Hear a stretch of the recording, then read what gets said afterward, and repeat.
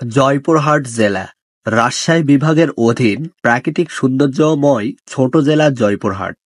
এর আনাচে কানাচে ছড়িয়ে ছিটিয়ে আছে নানান নান্দনিক ও ঐতিহাসিক স্থান। জেলার দিগন্ত বিস্তৃত সবুজ ফসলের মাঠ যে কোনো ভ্রমণপিপাসুকে মুগ্ধ করবে। ফলে এখানে পর্যটন শিল্প বিকাশে ব্যাপক সম্ভাবনা রয়েছে।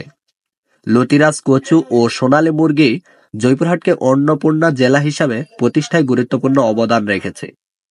ভারতবর্ষের ইতিহাস থেকে জানা যায়, গৌড়ের পাল ও সেন রাজার রাজত্ব ছিল জয়পুরহাটে। ধর্মপালের পর তার দ্বিতীয় রাজত্ব দেবপাল রাজা হয়। দেবপালের পর তা পালরাজ সাম্রাজ্যের রাজা হয় জয়পাল। এই জয়পালের রাজার নামে জয়পুরহাট জেলার নামকরণ হয় 1800 সালে। এর আগে স্থানীয় নাম ছিল বাঘাবাড়ি। পরবর্তী সময়ে কাগজপত্র গোপেন্দ্রগঞ্জ লেখা হতে থাকে। 1857 থেকে 1877 সাল পর্যন্ত দেশে দুর্ভিক্ষ দেখা দেয়।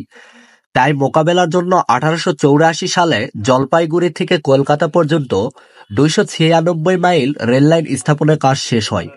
মালামাল রপ্তানির জন্য 4 থেকে 7 মাইল পরপর ছিল স্টেশন। জয়পুরহাট গভর্নমেন্ট ক্রাউন স্টেটের নাম অনুসারে পরবর্তী সময় রেল স্টেশনটির নাম রাখা হয় জয়পুরহাট। রেল স্টেশন ও পোস্ট অফিসের নাম রাখা হয় জয়পুরহাট। এরপর থেকে এলাকাটি জয়পুরহাট নামে পরিচিত হতে থাকে। রাজস্থানের জয়পুরের সঙ্গে পার্থক্য বোঝানোর জন্যই মূলত জয়পুরের সঙ্গে হাট যুক্ত করে জয়পুরহাট স্টেশনের নাম রাখা হয়। স্টেশনের পাশে বসত মূল বাজার। এই বাজারকে বলা হয় যমুনার হাট, সেজন্য হাট শব্দটি যুক্ত করা হয়।